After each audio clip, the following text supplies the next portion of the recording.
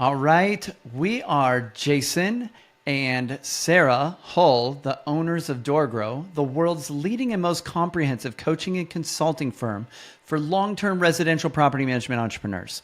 For over a decade and a half, we have brought innovative strategies and optimization to the property management industry.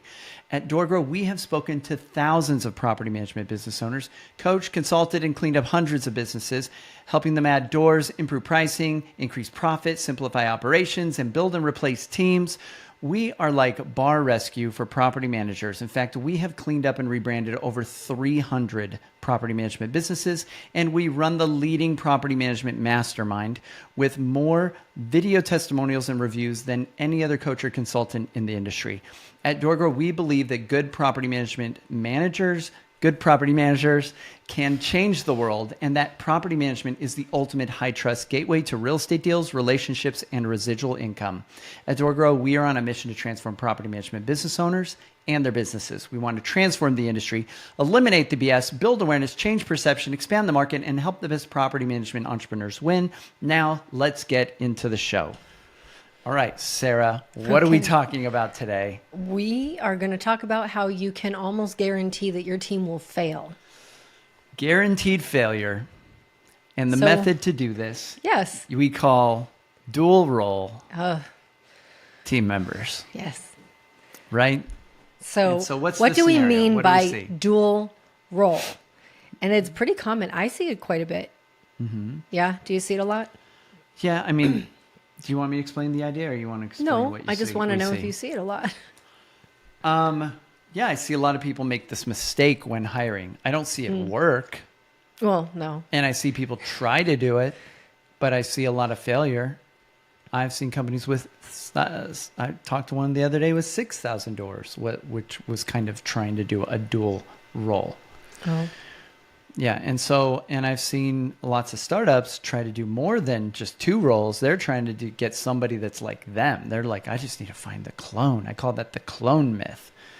Like, that's the earliest stage of hiring, the biggest mistake. They're like, I just need somebody that can do 10 roles, 10 things.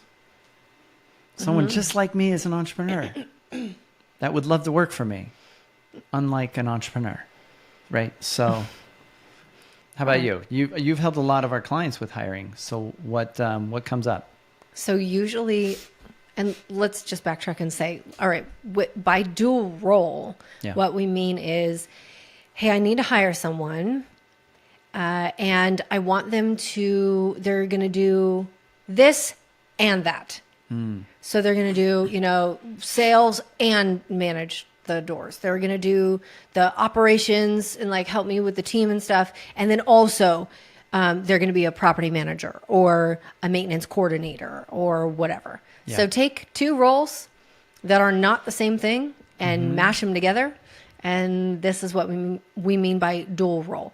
And this situation gets aggravated significantly if those two different roles are also two different personality types. Yeah. So if you have someone who's going to do operations and function as an assistant, okay, I mean, it's not ideal, but it's possible. Yeah. It's possible. If you have someone who's going to function as like a sales appointment setter and a closer and a BDM, it's possible. It's never ideal when we have a dual role, but it is possible in certain cases. Okay. Where it never works out is what all entrepreneurs think is, oh, well, I'm like that. I can do that. Yeah. So somebody else should be able to do that too. Well, I can shift in and out of different roles and in and out of different personality types. And I can turn it on and off like a light switch when I need to. So then that means everybody can. And it's not true. We are very unique in that. Yeah. So I can also turn it on and off like a light switch. When I need to get into something, I'm like, okay, let's go. And then when I'm done, I'm like, oh, okay, get out of that. And I kind of shift back to my natural, normal state. So if any of you guys see me ever in person, that is not my natural, normal state. It's just not, because it's so high energy, especially at something like a DoorGrow Live event. Yeah. Like after DoorGrow Live, I crashed for about 2 days. Like 2 full This is days, true. I'm done. I am done. I sleep for like 15 hours, 16 hours straight because I've spent too much time in my opposite. Yeah. And most entrepreneurs, we can do this. We can shift and bounce back and forth. The problem is that then we think that's normal and we expect other people to be able to do that. And most people cannot do that. Yeah, the mistake that a lot of us make, like you said, is we make the mistake as entrepreneurs of assuming other people think the way we do. Entrepreneurs do this all the time. They assume other people are money motivated, so they try to bonus them or compensate them with money. Most people are not, actually. They assume that people are adaptable and can just wear lots of different hats and be entrepreneurial like that way. But that's also not generally the case. And if they are adaptable, usually they go start their own business. So they leave. And I've seen a lot of property managers steal doors from their employers. So their employer is basically just training their next replacement. I love when we don't put the dogs away during a podcast. And I'm being super sarcastic right now. Yeah. Well, I did say this was going to be a quick podcast. So but maybe the this is a food sign we that should you- wrap it up. Yeah, the food that you ordered is probably Oh, yeah, I ordered some food. being delivered right now because it's like 6:00 on a Yeah. Monday right now, which is They're great. protecting us from the food. So while we've got a chorus of dogs in the background, They're just confirming. yeah. They're like They agree definitely with don't us. don't try to hire 2 different people. So here's the idea. Let's break this down real quick, and then we'll wrap up because the dogs are going insane. But people do not have split personalities that you want to hire. They're not 2 different people. And so different roles have different personality types, and it's very difficult to find somebody that can jump into very different roles and personalities that would actually enjoy those. Even you as a business owner, you probably could wear 10 different hats in your business, but you don't enjoy doing probably half of them, at least, if not most. Yeah. And so that's the idea. So you need to figure out, what would a good property manager look like? What would a good business development person look like? They can't be both. What would a good assistant look like? What would a good operations person look like? What would a good maintenance coordinator look like? They can't be multiple things typically. And I think we got to end. Okay, it's getting Or- louder. They're just dropping off the order. That's all. Now we have 3 dogs barking. It's not stopping. So we have a big one, and a medium one, and a very little one. Okay. But you know, that's a good example though. So we've got 3 very different sized dogs. Like Captain is small; he's maybe 14 pounds, and Parker is pretty large. He's about 85 pounds. So would I do the same thing for the big dog that I would do for the little dog? No, I'm going to feed him differently. I'm going to, get him like a different size harness, etc. You have to kind of think of roles in your business the same way. Is if you're trying to treat every role the exact same, it'll be really hard because you'll be like, I don't understand. Like that worked with my sales guy. Why can't I just throw more money at this person and then they're going to be better? Yeah. That worked with my sales guy. Yeah. Of course it did. It's not going to work in other roles. And then if you're a dual role and you're trying to constantly bounce back and forth, like, oh, I got to do the sales and I got to like do maintenance coordination and like property management work. Like, oh, well, what am I supposed to do? What do I prioritize? And then when you get busy, when you get overwhelmed and you get stressed, something is going to not get done. And it's really hard sometimes to choose. Well, what am I going to sacrifice? Because both things are important. And I can tell you that 99% of the time, the thing that will be sacrificed is the thing that they just don't like doing. Yeah. So if they don't like doing the property management piece, your delivery is going to tank. And then if they don't like doing the sales piece, they're going to focus on the delivery, and your sales, you're going to have none. And you'll be wondering, well, I don't understand. Like I hired you to do both. And this is why. This is that pitfall. So if you want to guarantee that your team is going to fail, that your business is going to be stressed, and that your team, it's almost a guaranteed like turnover of your team as well, because they're not gonna stay when they're not happy. And part of them is doing a role that they hate. The other part of them might be doing something that they really love, but part of them, for part of their day, they're doing something that they hate. Yeah. So to drive this home, it's really important that you don't put people in a position that they're going to fail. And here's a big major tip. If you have somebody that's good at selling and you're having them waste time doing anything else, that is a really stupid way to like waste a resource.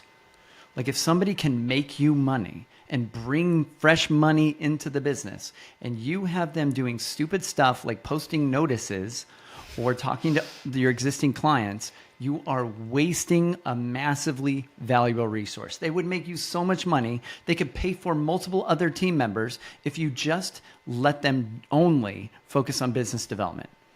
And so if they can sell, get them just doing that. If they're good at that, if they are good at property management, don't have them waste time thinking around trying to sell. Go get somebody that can sell, that can grow your business, right? And there's other roles, but we're using these two as an example. But yeah, dual roles. Because I think that's one of the most common ones I see. Yeah, is it's pretty either common. Sales and operations, which like never works. Yeah. Or sales and like property management. Those are like the two most common that I see. And the way that I explain it to people is, if you understand sports, sometimes you just get it differently. Analogy? We are. Okay. We're going to use a All sports right. analogy. Okay, so on a football team, Yes. if you have a star quarterback, Yes. and that quarterback Super sharp. can put that ball anywhere on the field with pinpoint precision, Right. are you going to take that quarterback and make him the kicker No, that'd be stupid. or the blocker That would be really bad. or a defensive lineman? No way. How about the water boy? No, why would you ever do any of that? So Right. people who are like, they're like, oh my God, no. So are you going to see the star quarterback doing anything other than his job? No. Never. No. There's That's other. actually a really great analogy. I know. Love I'm it. really smart sometimes. So You're really there's smart all the time. Come on. And you know this. Yeah. I do know this. Don't pretend you're humble. Well, I'm the most humble of all of the I get zodiac it. Yeah, signs. me too. I'm super humble too. No, I'm the most humble though. You're because way more humble than me. I'm more humble than all You're of the most humble all of them. ever. As Scorpios, we all are, aren't we, Okay. guys? Yeah. So anyway, if you're going to have your quarterback doing anything other than that, like that would just be silly. It would just be stupid. So if you were watching TV and that's what your team did while you were watching, Yeah. and it's like a playoff game, Mm-hmm. and that's what happens is you're like, why is my quarterback you wouldn't even believe Yeah. your eyes. But then that's what you're doing in your business is you're taking your salesperson, your star salesperson, and you're making them do other stuff. So Yeah. it works the same way.